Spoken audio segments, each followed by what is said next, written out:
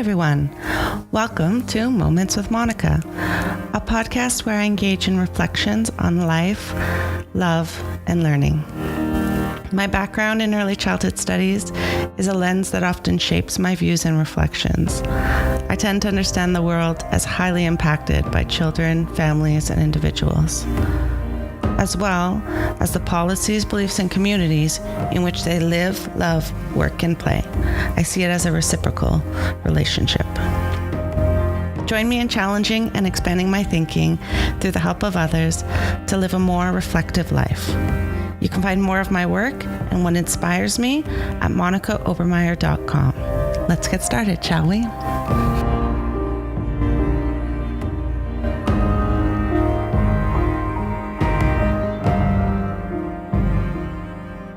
Okay, so here we are, episode 5. I guess that means I've done this for over a month now, so congratulations to me. It seems like a weird place to do it, but I guess it's time to do it. I thought I'd talk about why I'm even doing a podcast. How did we get here?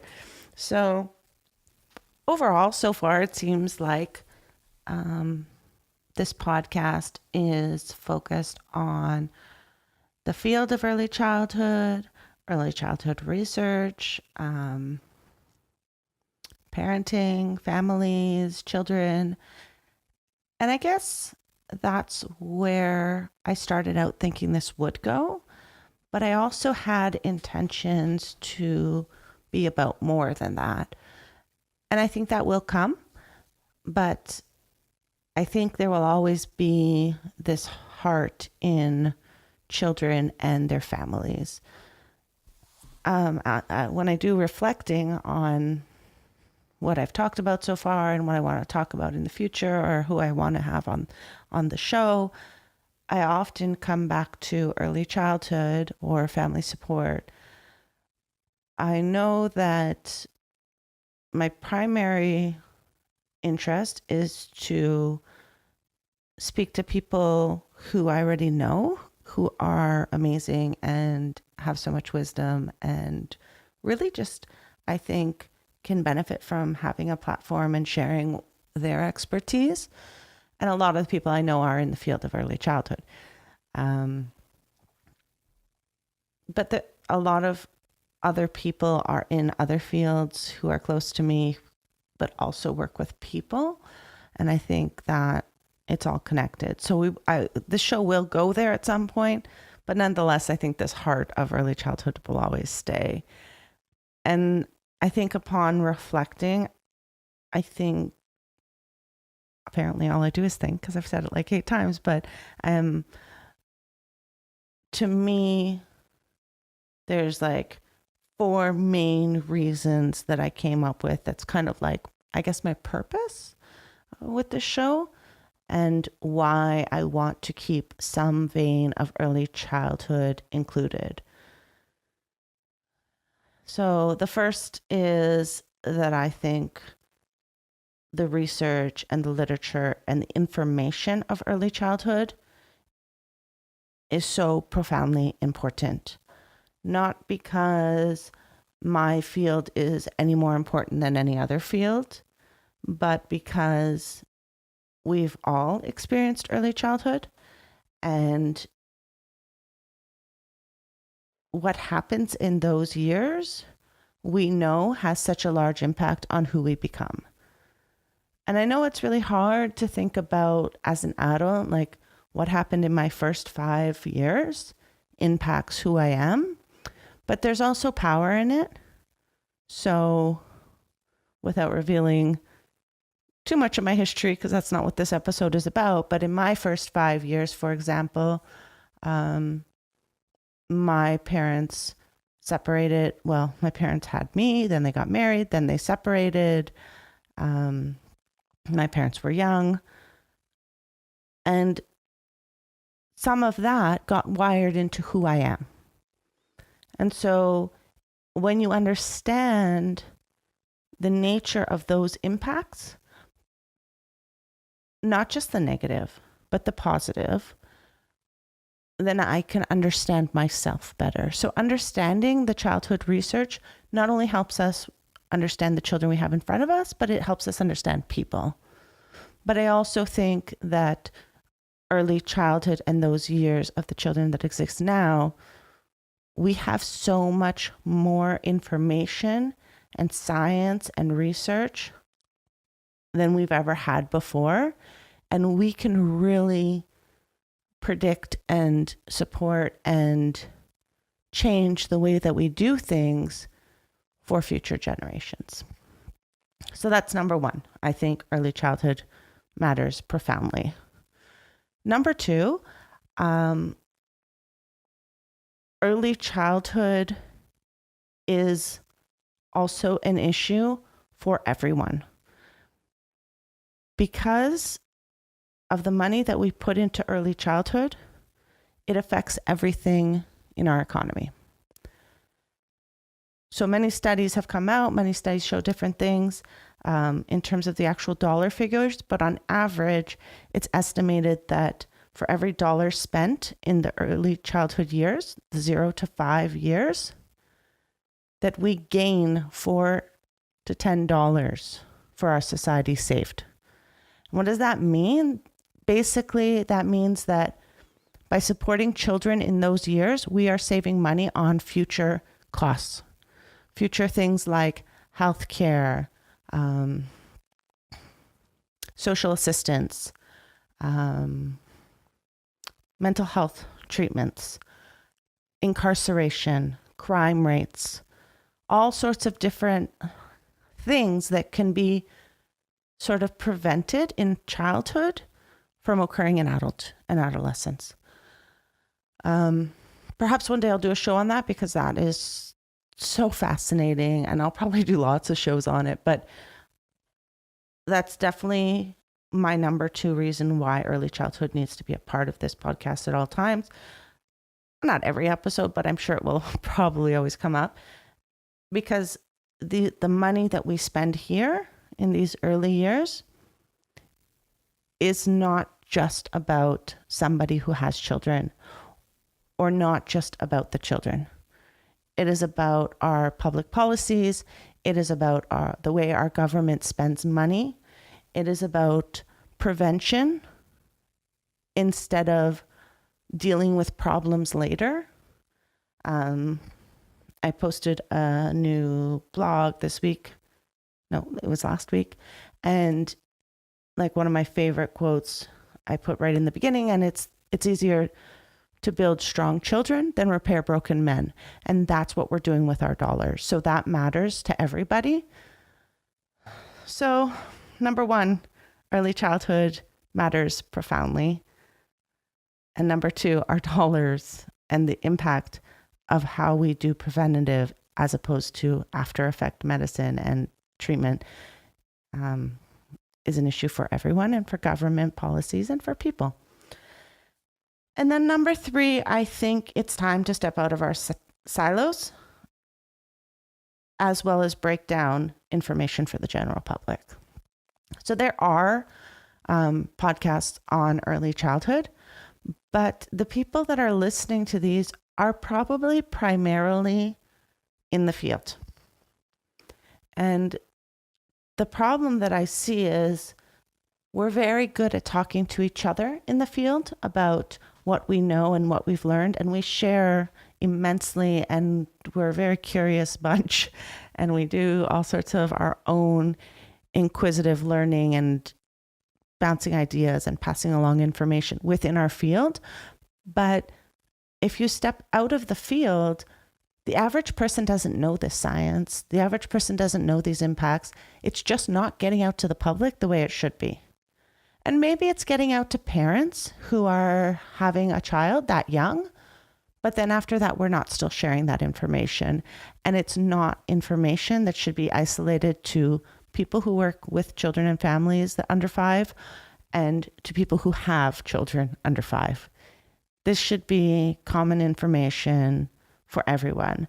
And so I think with both my podcast and my blog, I think a big part of what I want to do is help break down the science, break down the walls, and let everyone into this information and let everyone see just how amazing children are.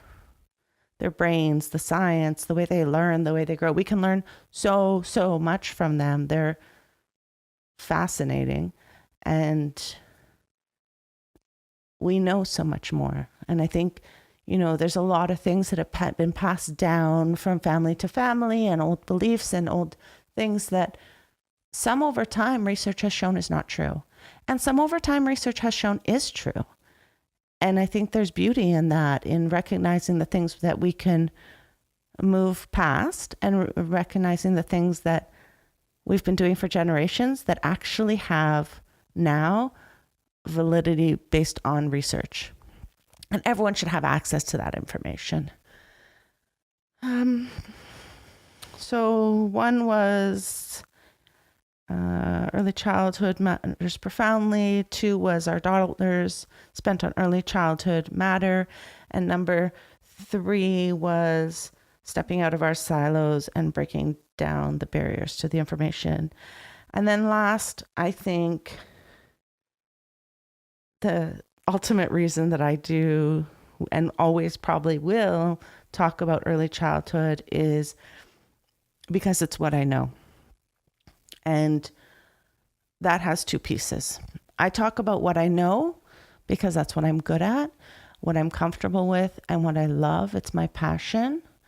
So it comes natural to me. Nobody wants to listen to me talk about something I'm not great at. But I also talk about it because I think it is empowering for the people I know around me and for other people who know things, which is everyone. And I think if you know something and you're good at something, then why wouldn't you share it?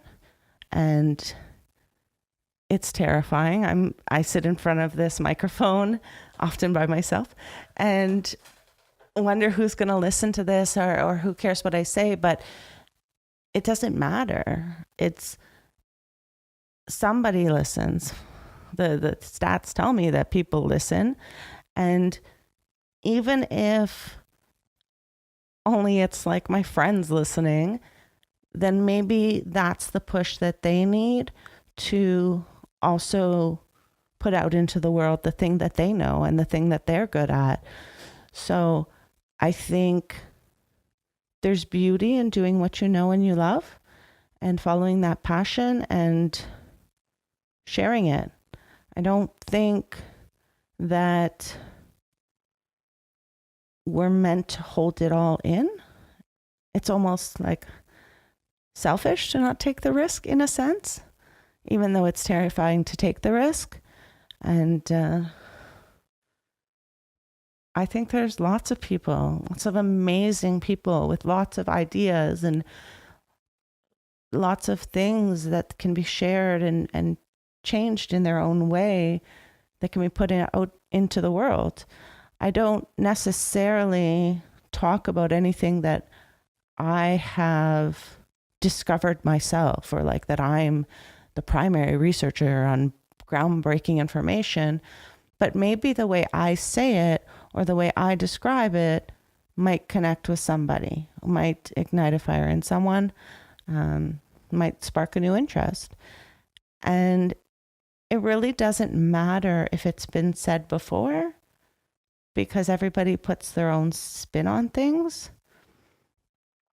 And I think we all need to hear things more than once from different people in different ways before it really gets into our core of who we are and what we believe. And we need to weigh all these pieces and decide where we stand on things. So I don't expect someone to come listen to my podcast and that's the only thing they ever heard on early childhood and now they believe everything I say or agree. I hope people disagree, or I hope people go and look for more information, because we need multiple sources and we need people who put their passion and their expertise out in the world. Even if they don't feel like an expert, because I don't really think I'm like a super expert on early childhood. I have some knowledge. I love what I do. I'm fairly good at what I do, mostly because I love what I do, but I'm more of an expert than somebody who's never studied it. And you may be more of an expert on something that I have no knowledge of, but the way that you describe it may captivate me. And like, I love TED Talks, which everyone who looks at anything of mine knows, because I plaster them everywhere on social media and on my site and on my blog and pretty much everywhere. If you know me in person, I'll make you sit down and watch one that I think will speak to you, because I just absolutely love them. And the reason I love them is because people that speak on TED are doing just that. They're talking about things I know nothing about most of the time, and they're captivating me. The ones I share are often related to things I'm already interested in, but I watch on my TED app every single video that comes out every single day. Someday I may binge watch 10 to catch up because I've fallen behind, but it doesn't matter if they're talking about marine life or life on Earth, life on Mars, or AI or architecture. That passion that people bring to what they love and what they know is enthralling to me. And I think it's engaging for a lot of people. And that, for me, is the medium that speaks to me. But some people won't like that format. And the format that you have to put out into the world is a great format too. And it may speak to a different kind of person. I don't particularly love being on video, but I don't mind speaking. But I really love writing. And that's probably going to show, it does show. I have way more readers of my work than I have of my spoken stuff, because I'm more comfortable in written form, and you may be more comfortable sitting in front of a video camera or speaking live or doing art that shows those ideas, whatever it is. So I talked really fast and now I can't breathe, so I'm going to take a breath. But those are basically where I'm at, what I'm doing, what I'm thinking, and why I'm kind of doing all this at this time in this way. And I think as I get more diverse people to come on the show, the topics may change a little away from early childhood, which is why I never called this podcast an early childhood podcast. It's just moments with me, moments with Monika, living a reflective life. That's open-ended enough, because I love listening to people talk about what they do. And I figured other people might want to listen too. But I imagine that as I have conversations with people from different walks of life, I'll probably always throw a little early childhood in there, because that's how I relate to things. That's how I understand the world. Perhaps I understand the world better through the lens of children than everyone else, but that's what I love. That's where I've put all my energy and my time in learning about. So I have such a vast knowledge in that area as opposed to microbiology, which is still fascinating. And I've learned a lot on different things because of TED, but it's not where I've really gone deep diving. So to sum up, look at me being a podcaster. See, you can do it too. Why does early childhood always come up in my podcast? It's because, one, early childhood really matters. And two, the dollars that we spend in early childhood, the policies we make around it, the practices we put around it, the preventative things that we put in place in early childhood has long-term preventative measures for all of society. Number three, it's because we need to open up our doors of early childhood and not keep this information to ourselves. And we need to make it accessible to the average person. Not everyone's going to read our textbooks or our research articles, but everyone deserves to be able to access this knowledge in a more relatable way. And lastly, because it's what I know, and I hope that inspires other people to share what they know and what they love and what matters to them. And I can't wait to listen to them as well and to listen to you. Thank you. Thank you for joining me in Moments with Monika. If you found any value in this, please like, comment, and share this podcast. I would love for your feedback and to continue this discussion further. Feel free to stop by monikaobermeyer.com or on social media to message me and share your thoughts. Thank you again. Let's change ourselves and the world around us together. Goodbye.